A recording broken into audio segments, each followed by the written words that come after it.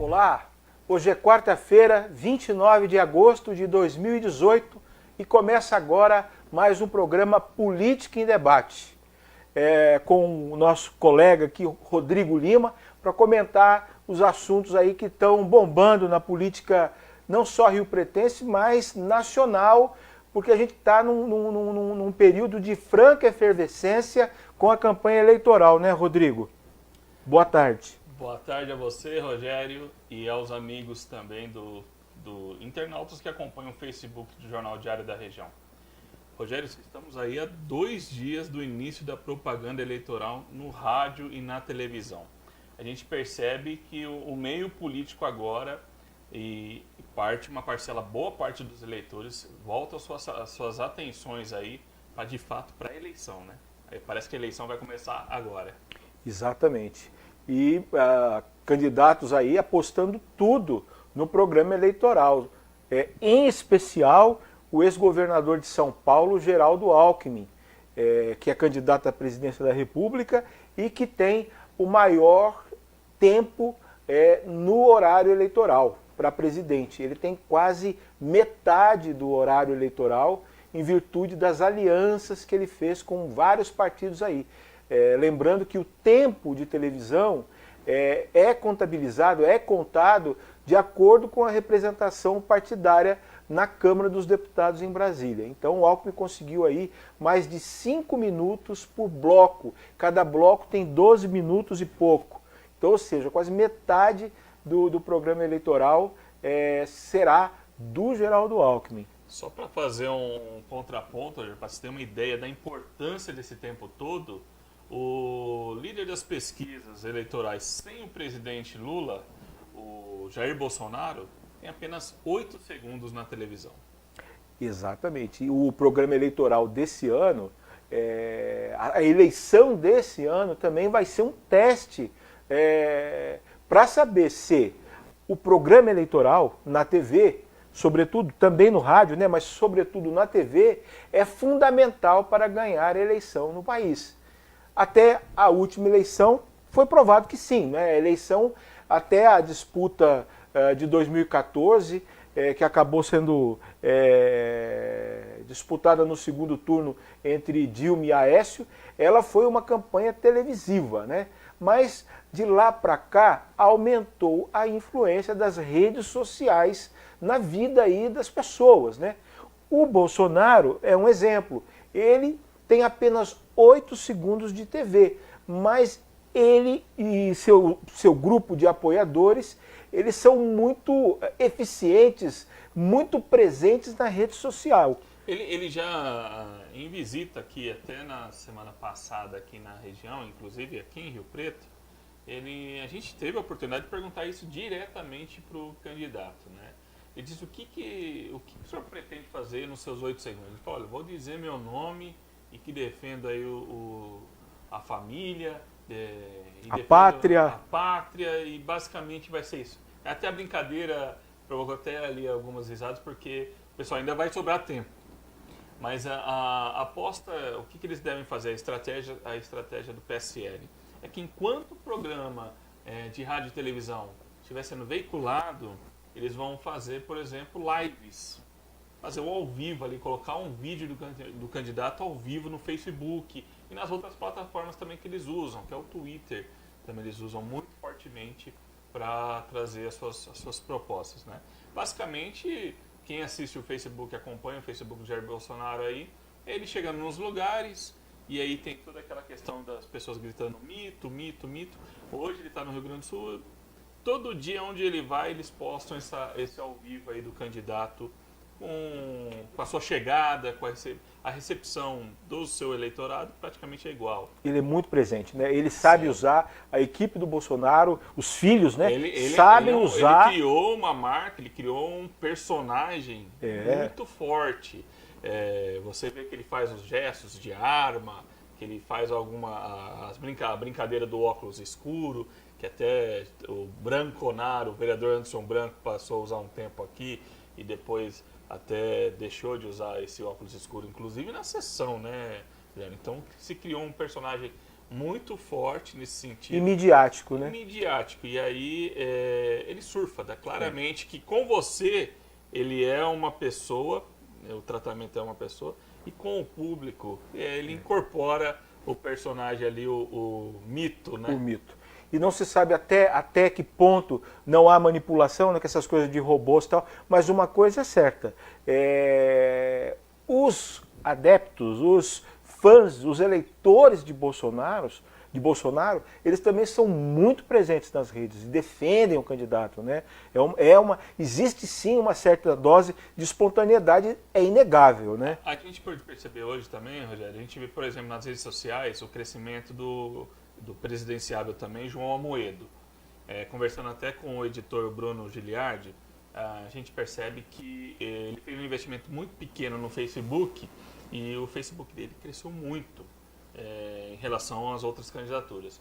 E o que a gente percebe é que a militância virtual, formada aí por principalmente youtubers de direita, que defendem aí a candidatura do Bolsonaro, a partir de ontem começou a focar na minha timeline críticas ao Amoedo. Eles são militantes. O que o PT tinha dessa organização virtual, e até a gente agora está vendo acusações de twitters pagos, aquela coisa toda, a gente percebe que há uma orquestração aí para tentar desconstruir o Amoedo nesse momento. Exatamente. Que também tem pouquíssimo tempo de TV. Acho que tem menos que o Bolsonaro. E também está partindo para a campanha nas redes sociais. Então, né? A eleição desse ano vai ser um marco divisório, vai ser vai servir de teste aí para saber em que ponto está a influência das redes sociais no voto do eleitor. E o caso do Bolsonaro e do Amoedo são dois casos clássicos. Um, porque está em primeiro nas pesquisas. Resta saber se ele vai conseguir manter esse percentual e até crescer apenas com as redes, né? Porque ele não tem horário de televisão. E a campanha pessoal, né? A campanha de percorrer os lugares. E o Amoedo, se ele vai conseguir crescer, né? Porque ele está lá embaixo. A aposta dos militantes, dos deputados, principalmente do PSDB, é que o Jair Bolsonaro não vai aguentar manter essa hegemonia aí nas pesquisas sem o Lula. Eles usam até um termo, né, que ele vai derreter, né? Vai derreter no decorrer aí do processo eleitoral. Vamos ver. A gente percebe, outra coisa que o Bolsonaro, você até trouxe na coluna hoje, o Bolsonaro diz que, além de não contar só com as redes sociais, ele já quer pregar que a televisão não vai ser suficiente para manter o Alckmin e que parte dos apoiadores do Geraldo, inclusive deputados, não vão ter coragem de colocar também a campanha na rua. De que forma? Nos panfletos, nos santinhos. E hoje você até trouxe essa questão na coluna, né, Rogério? Cadê, Felipe? Coloca lá pra gente ver. A gente trouxe na coluna, a gente foi atrás do que o Bolsonaro falou para ver se não era bravata. E, de fato, pelo menos na propaganda virtual, esses santinhos aí estão nas redes sociais, não o único tem... ali é o Geninho, né? É que não dá nem para ver daqui, né? Tá lá na pontinha, assim, no cantinho. O Geninho traz o Geninho é esse aqui, né? Tupi Paulista. Tá lá no cantinho, mal dá para ver o nome do Geraldo Alckmin. Agora os outros são todos de partidos. O Pinato, o PP faz parte do Centrão. Lá em cima, o Sebastião Santos, o PRB faz parte do Centrão.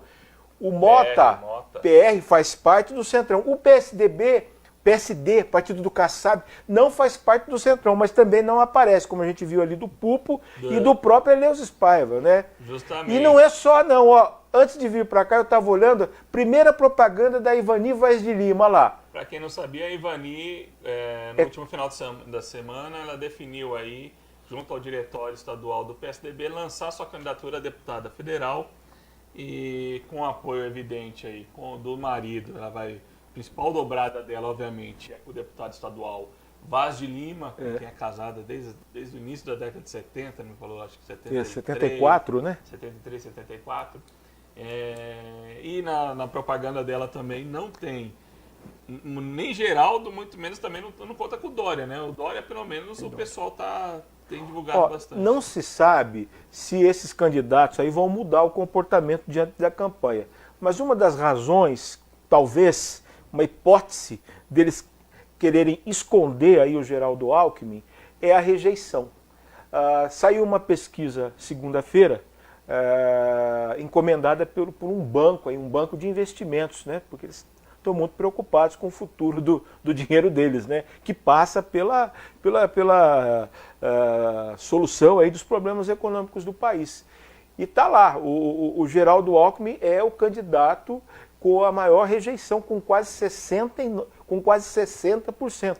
59% de rejeição. Inclusive, supera o Bolsonaro, que tem 49%. Isso daí é uma então, questão preocupante. Né? Então os candidatos ficam com medo aí de vincular seu nome a um candidato tão rejeitado e acabar tendo prejuízos com isso. Não vou votar em você porque você apoia fulano. Tem isso também em eleição, né? Mas de outro lado, Rogério, nessa questão do Alckmin ainda, você até trouxe, a gente conversou com o líder do PSDB na Assembleia Legislativa, o Marco Vignoli. Eles acreditam que justamente a televisão vai ajudar aí a catapultar o Alckmin lá para cima nas pesquisas eleitorais. Porque ele diz, olha, está muito cedo, a campanha vai começar agora. Eu acho assim que nesse momento já houve uma massificação muito grande do nome do Bolsonaro. Aí fica aquela questão do Bolsonaro, seu nome forte para o segundo turno, e quem disputaria o segundo turno com o Bolsonaro eventualmente. Porque a gente não pode de maneira nenhuma descartar o nome do candidato do PT, seja Lula ou seja o Fernando Haddad. Né? Sem dúvida. E aí é briga de cachorro grande. A eleição está completamente aberta. Está completamente aberta. E ainda tem nesse jogo que também não dá para desconsiderar Marina Silva. Que tem uma parcela dos votos interessante. Exatamente. Né? E o próprio Ciro Gomes, né? Sim. Que também não pode ser descartado nessa altura do campeonato, está muito cedo ainda. Justamente. E a gente percebe nas ruas o Bolsonaro vindo aí, que em Rio Preto é uma região que é considerada, pelas últimas votações na eleição de 14, nós tivemos uma votação muito forte dos candidatos tucanos. Um reduto do PSDB. Histórico, né? E aí, até o pessoal do próprio Bolsonaro esperava que iam mais pessoas. A gente teve cerca de 500 pessoas no comício, ali na Avenida Juscelino Kubitschek. E segundo a Polícia Militar, cerca de 1.500 pessoas No centro. no calçadão. Eles esperavam muito mais por ter, até pela presença, o que conseguiu somar o candidato em Presidente Prudente em dias anteriores e até Araçatuba, que teve uma imagem que se perdia de vista ali o apoio. Né? Aqui em Rio Preto não foi do mesmo tamanho essa receptividade ao Bolsonaro. Se esperava mais, isso demonstra que até a gente teve representantes de assessores de candidatos a deputado pelo PSDB lá no local, no calçadão, para checar, e o pessoal ficou até certo ponto animado por não ter uma quantidade muito maior do que poderia eventualmente ter em comparação às outras cidades que ele Agora, uma coisa, você estava lá presente, né? Eu estive da outra vez que ele passou por Rio Preto no ano passado, há exatamente um ano que ele desceu no aeroporto e seguiu de carro para a Festa do Peão em Barretos. O que chama a atenção, independentemente das propostas, das ideias do candidato, é a paixão, né, que o eleitor tem por ele, né? Beira o fanatismo, né, Rodrigo? A gente fala, não é de maneira pejorativa, de maneira alguma, né? Candidato é candidato. Mas ele teve uma super exposição, Rogério. Você se lembra do programa Pânico, programa humorístico. Sei. Pânico, que tinha até um personagem, o Bolsomito. Então isso a gente percebe que o eleitor do Bolsonaro é aquele eleitor mais jovem, que acompanhava esse programa, e ali a gente percebe que esse pessoal que faz a festa, faz aquela farra quando o candidato está. A gente também teve um pequeno protesto, um grupo de meninas que estavam ali no calçadão, enquanto o pessoal gritava mito, elas gritavam lixo. Então a gente vê que ele também tem uma parte do eleitorado que é resistente ao nome de Bolsonaro, né? Então, até que ponto ele vai conseguir manter isso agora com a televisão? Né? Mas o que eu pontuo é que a gente não vê isso, né, em relação aos outros candidatos. É espontâneo. É espontâneo. No momento que a política está muito desacreditada, é interessante que surja um nome que tenha esse apelo, né? Podia ser com outros candidatos, podia ter mais gente assim, né? A política podia movimentar mais as pessoas. Infelizmente isso não acontece, mas tudo bem. Mudando de assunto, Rodrigo, auxílio atleta, política local agora, a coisa está pegando, né? Polícia Civil indiciou uma renca aí, né? Então a gente trouxe hoje na edição do Jornal do Diário da Região, de maneira exclusiva aí, o indiciamento do vereador José Carlos de Maria, uma reportagem que foi feita pelo nosso colega Vinícius Marques, com muita propriedade. Esse indiciamento fecha o ciclo com aí praticamente todos os ex-secretários de esporte do governo do ex-prefeito Valdomiro Lopes foram indiciados aí por vários crimes, né, Rogério? Os últimos 5 secretários, contando com a atual, né, a secretária Cléia Bernardelli, não por atos que ela realizou já nesse governo, né? Mas no governo anterior, quando ela também foi secretária, né? Envolve Cléia Bernardelli, que foi secretária, envolve 2 vereadores da Câmara, que também foram secretários, o Francisco Júnior e o José Carlos Marinho, um assessor do Francisco Júnior, que assumiu a secretaria quando ele deixou o posto para ser candidato a vereador, Fernando Reis, e um outro assessor de carreira, Paulo Palmeira. Quer dizer, os últimos 5 secretários que passaram pela Secretaria de Esportes foram indiciados pela Polícia Civil, são acusados de peculato, falsidade ideológica, não só eles, né? Tem também atletas que teriam recebido o dinheiro aí, o auxílio indevidamente, né? São 40 pagamentos considerados irregulares. Então, era uma situação que estava escrita nas estrelas. Juntando né? o secretário e esse pessoal aí, os crimes vão de peculato a organização criminosa, passando por falsidade ideológica. A gente fica assim, a gente que acompanha, Rogério, essa questão do auxílio atleta não é de hoje que a gente verifica que ia trazer problema para o administrador público. E a gente percebe que o ex-prefeito Valdomiro Lopes não está nessa lista indiciado. Estão os secretários ali, os ordenadores de despesa. E fica o alerta de que, olha, quem comete malfeitos vai responder pelos malfeitos, né? Você vê que o auxílio atleta ele foi totalmente desvirtuado desde a sua criação. Totalmente. Até o vereador Marco Rilo fala, olha, pagamento de cabo eleitoral com auxílio atleta, captação de votos, captação de votos, em busca de votos, né, para beneficiar determinado candidato. A gente percebe, ainda está na apuração, vai para o Ministério Público, provavelmente. Vem mais bomba por aí, né? Vem mais. Você está apurando, inclusive, né? Vem mais coisa pela frente. Não é o fim isso daí. E a gente percebe que na Câmara, o vereador Marco Rilo, ele era quase voz única ali de criticar o uso eleitoreiro desse auxílio atleta, né? Ele perdeu totalmente a sua finalidade de que é nobre, né? De formar atletas, de descobrir novos talentos. E a população de Rio Preto, aquela população que precisa, e os atletas principalmente de alto nível, alto rendimento, que representa a cidade, a situação atual é crítica. Não tem recurso para nada. Eles têm que bater as portas do prefeito Edinho Araújo com o pires na mão, pedindo um mínimo para poder representar a cidade nas principais competições do país. Você imagina? É triste, né? O auxílio atleta foi criado por lei em Rio Preto desde 1993, ainda na época do ex-prefeito Manuel Antunes. Imagina isso, 1993, são 25 anos. Imagine se esse dinheiro, esse auxílio, tivesse sido usado corretamente, com critérios técnicos, com certeza Rio Preto seria um modelo hoje em esportes. Mas, infelizmente, 25 anos se passaram.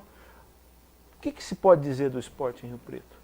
Não se diferencia de nada de nenhuma outra cidade do mesmo porte. A gente percebe que quando um vereador, a questão política se sobrepõe à prática do auxílio, à sua destinação dos recursos, quando você coloca um assessor de um vereador, como foi o caso de Fernando Reis, a gente não está aqui condenando ninguém, nem pré-julgando ninguém, mas quando você pega um assessor de um vereador e coloca como secretário e mantém toda uma estrutura supostamente viciada num sistema que desvirtuou o uso do auxílio atleta, não tinha como dar certo.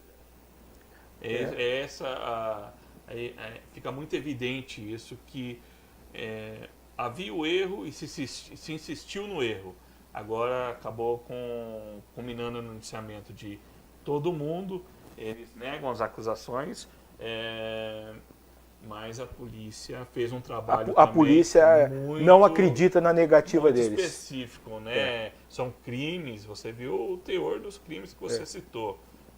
Não é uma situação confortável, muito pelo contrário, né? Vai dar muita dor de cabeça para muita gente, e a gente espera que daqui para frente, no governo do prefeito Edinho Araújo, a coisa comece a mudar, porque senão nós teremos mais dobramentos na justiça e na própria polícia. Eu vou fazer só um adendo em relação ao atual governo, que ao jogar a água suja fora, né, para tentar resolver o problema do banho da criança, a criança foi junto com a água suja, né? Porque eles podiam... O que o Edinho fez? Ele se aproveitou do escândalo para fazer cortes radicais no programa. Então, gente que precisava, gente que poderia aí ter o recurso, hoje não tem, porque ele reduziu drasticamente. Todo mundo foi colocado no mesmo balaio. Exatamente. É uma pena, mas tem governo pela frente, vamos ver se essa situação muda, se o programa Auxílio Atleta de fato cumpra com a sua finalidade. Gente, o programa hoje mais curtinho, falando, é bom que se diga que sobre esse assunto, o nosso colega aqui, Rodrigo Lima, está em cima, vai trazer mais novidade. Acompanhe a edição impressa do Diário da Região. Muito obrigado pela audiência e até a próxima quarta-feira. Obrigado, Rodrigo. Isso, Rogério. Agradeço você e aos amigos internautas que nos acompanham aqui no Facebook do Diário da Região.